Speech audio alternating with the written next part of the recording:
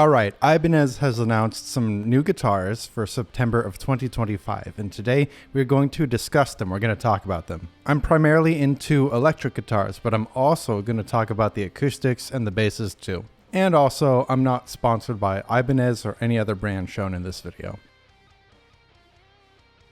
So let's jump right in and let's talk about the Power Series first. They finally reissued the P Series, the Ibanez 540 P3 Genesis. And it comes in desert yellow, purple neon, and black. Now there's no matching headstock, unfortunately, unless you get black, but it is cool that it is a reverse headstock. Now if you're unfamiliar with the Power Series, this guitar looks absolutely insane. It's like an RG, but crazy, a bigger lower horn, and a slightly different shaped body. And you get your Super Wizard neck, you get your 24 frets, and you get your edge bridge, and then it's an HS, but the S is a rail, so you get your V8 in the bridge, and you get your infinity rail in the neck. It also has a single volume pot, which I'm personally a fan of. And because it's a Genesis, a reissue, you get the neck joint like this, the tilt joint, where it's the square shape, and then it tilts down towards the treble side. Now let's talk about the price. The main attraction for the Genesis series initially was the inexpensive price for a made in Japan guitar, but the P series reissue is $1,400 USD. So relative to this, the RG550 Genesis, it's a few $100s more. And you could argue that makes sense given the body shape isn't the typical RG that the Genesis is. However, this price is approaching premium territory. It's starting to get close, arguably, to something like this that has stainless steel frets, an ebony fretboard, and an all-access neck joint. So if you're looking for a Genesis series guitar, or basically an Ibanez guitar that is in one of those 80s reissue colors, and you want something a bit more unusual than the typical RG, maybe this is for you. If you're a fan of the P series and you don't want to deal with the used market, because when you buy a used guitar, you're inheriting someone else's problems, maybe this is for you. If you're looking to maximize bang for the buck, made in Japan quality for a pretty good price, pretty good deal, maybe look towards the RG550 Genesis. It does start to become difficult to justify this price point, unless you are a fan of the P series. I think it is neat that they are reissuing these guitars. For me, especially for Desert Yellow, this right here does it. The 550 with the pick guard, the maple fretboard, all that stuff, and matching headstock, it just does it for me. I personally am not a fan of the look of the P series. That bigger lower horn just looks unusual to me. However, I do have to say that when I was first researching for this video until now, I have grown to like the appearance more and more.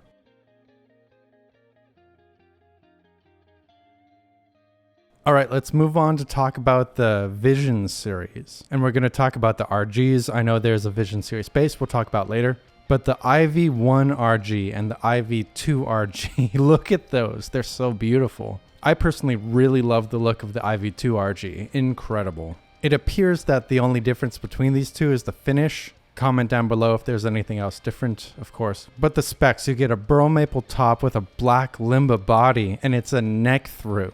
It's a true neck through. So if you weren't a fan of the RGA Premium, the fake neck through, you're going to rejoice. Although personally I don't mind so much, I think it's just a cool stripe pattern. But if you're into guitars, guitar specs and all that stuff, I can totally see why this kind of thing would bother you if it's not truly a neck through. Of course, you get the typical DiMarzio pickups with an Ibanez. You get the Tone Zone, the True Velvet, and Air Norton, which sound pretty good. You get the Low Pro bridge, fantastic. You get a 5-way switch, a volume, and a tone pot. You don't get any split switches. You don't get any alter switches, which personally I'm a fan of.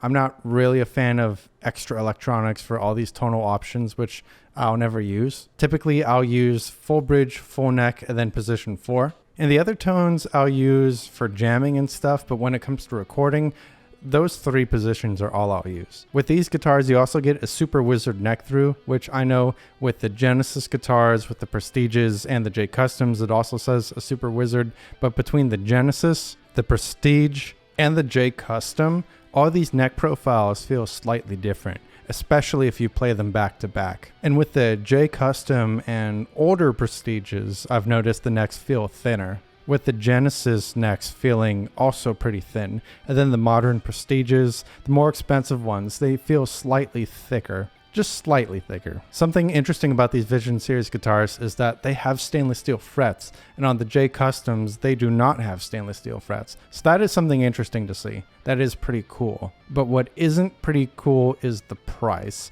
I'm seeing online $9,000 USD, which is quite a price.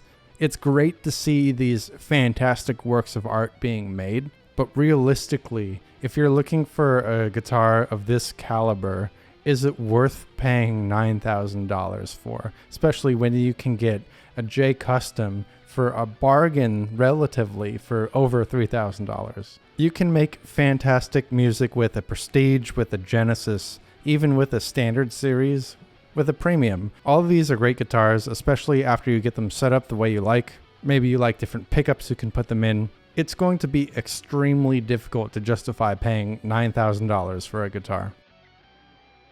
Moving on to the J Custom, we have an RG8565R-CWR. At first glance, it's a very cool guitar. It's got that red color, the figured maple top. You've got the humbucker and the bridge. You've got the rails and the neck. 5-way switch, African mahogany body. But confusingly, there's no matching headstock, unlike on a J Custom. And there's no all-access neck joint. And all of that for $3,500 USD, which is more expensive than a J Custom. So you have to ask, do you want that guitar just because of the pickup configuration? Maybe you're a fan of the more square neck heel, which if you are, power to you. We have all our own preferences, and these are tools to make music. So whatever works for you, works for you. Personally, I feel no need to replace this here, my RG8570Z.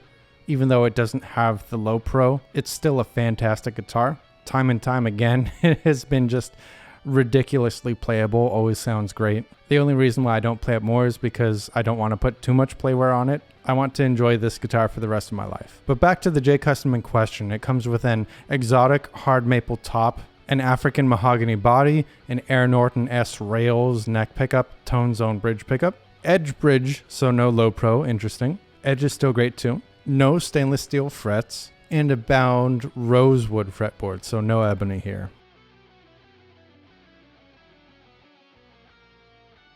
Now, the AZ series, they added one, a Prestige, the AZ2204 NJA TS. You get a Japanese ash top on an alder body and 22 frets. It does have stainless steel frets and a bone nut, so that's cool to see. It has the Fortuna pickup set. Overall, a pretty cool AZ. Definitely a Stratocaster competitor. Because it has Japanese ash and it's a Prestige, you can expect a high price. I did find it on Thomann for 2,800 euros, which translated to USD is $3,255. I'm not entirely sure if it's available in the United States, but it's going to be pretty expensive, if it is or if it isn't. Now, talking about a standard RG, we have the RGR420FMSP-TGF. It's a standard line RG with a reverse headstock and a flame maple top, although interestingly, also the headstock doesn't match the top. It has a Meranti body. Now, what is Meranti? According to a Google search, it's Philippine mahogany. The search results go on to say it is an inexpensive hardwood used in guitars. With this guitar, you're getting standard line features, so Wizard 3 neck, quantum pickups. The Ibanez website goes on to say you're getting a double locking bridge, which I don't have any experience with this particular bridge. I have used the Edge 3 bridge before and it was okay. So if you're considering this, and if that bridge is like the Edge 3, you're going to want to set up this bridge. So level the bridge after you've put the strings on you want and the tuning you want, set the intonation, all that stuff. When you're setting the bridge height, be sure not to move the bridge up and down under tension. You might wear down the knife edges, especially with these more inexpensive bridges. They might be made out of softer metals, so just be careful about that.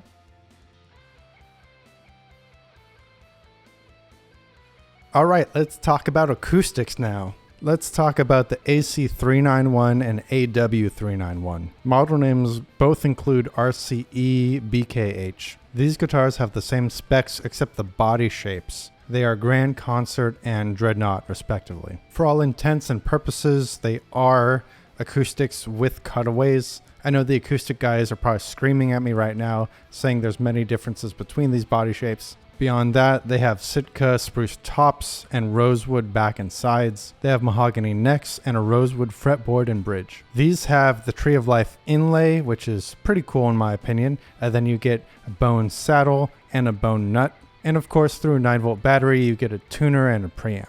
Now moving on to the AAM 370. You get 3 different options. One has a cutaway, 2 don't. You get the M1CE TPA, the M2E APF, and the M2E AIB. The first one with the cutaway comes in the color of transparent panda high gloss. What color transparent pandas are, I don't know. The other 2 come in transparent antique white ice blue open pore and transparent antique white peach fuzz open pore. All 3 have a Sitka spruce top and flamed maple sides and back. Very spiffy. And then the first one with the cutaway, it has a rosewood fretboard and rosewood bridge. And then the other 2 have a maple fretboard and maple bridge. And now moving on, the FRH20. There's 3 different types of figured maple here and 4 new color options, for a total of 4 new options for guitars. You get the QMN CTL, you get the QMN WRL,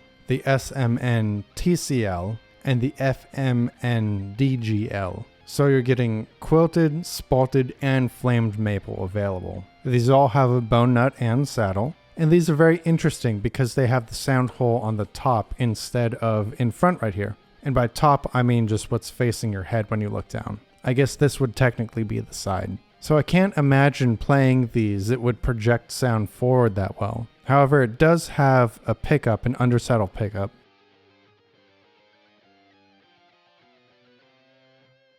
Alright, let's talk about basses. And before we talk about the BTBs, let's talk about the Vision series.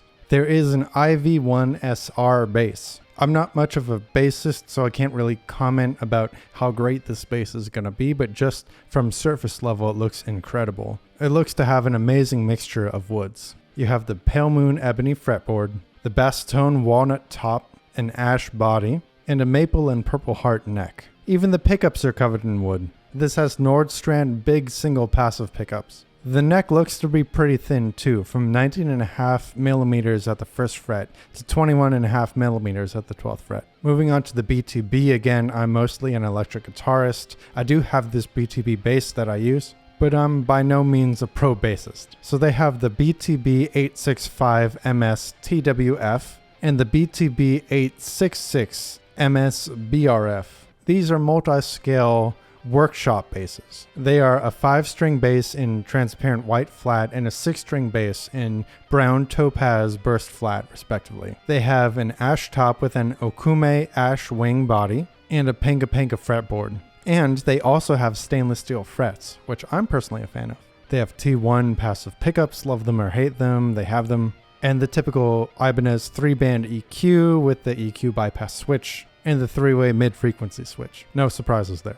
These basses are neck through, although interestingly, the battery is right in the middle of the neck through. They just threw it right in there, which isn't something I've seen before. Even on this bass right here, the battery is off to the side. It's not in the middle of the neck through.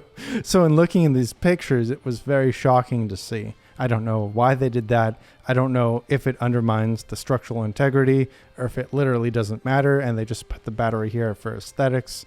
I don't know. Comment down below if you know, if you have any opinions on this. Moving on to the EHB basses, the headless basses. They have 4 and 5 string models. They have the EHB600 and the EHB605. Both are available in purest blue flat and walnut flat. You get a Jatoba fretboard, 24 frets, an Okume body. These are also considered Ibanez workshop basses for what it's worth, but mainly these are their headless bass options. Moving on to the SR, there's a new premium, the SR1455DW. You get a flame maple and ash top with an African mahogany body, a rosewood fretboard, and medium frets. You get Aguilar passive pickups like on this bass right here, and you have the same Ibanez active electronics as previously mentioned. So let's talk overall thoughts. Overall, I'm pretty happy to see more Ibanez guitars announced, being an Ibanez fan, if you couldn't tell already. I am kind of bummed that they didn't announce a new RGA Prestige. As you can see, I am a fan of the RGA line, and I would really love a made in Japan RGA with stainless steel frets and 2 humbuckers. Although that being said, I am really happy with the premium RGA that I just got. So this is going to hold me over for many years. It was great to see the Power Series reissue the 540p3. However, the price is concerning. You can argue that it's because of that body shape that the price is significantly higher than the RG550. Although I feel like the whole purpose of the Genesis series was to reissue guitars made in Japan at a very good price. So we're starting to depart from that. Given they keep making these Genesis series guitars, it stands to reason, and hopefully they'll reissue more models. So that being said, we shall see if they reissue a Radius model, if they reissue more S models. Hopefully they won't cost too much. And while I won't be buying the J Custom and Vision series guitars, it is great to see that they keep making these pieces of art. But what do you think? Did anything catch your eye? Are a lot of these guitars too expensive for what they are? Be sure to comment down below. Of course, this is YouTube, so I have to say the YouTube things. Be sure to like, comment, subscribe, share the video, print out every frame and mail it. If you're looking for something cool to listen to, please consider streaming my music. It's on all major streaming services such as Spotify. I just released the Post Meridium EP, and the single is called The Construct. I think it's pretty cool. And hey, as always, peace.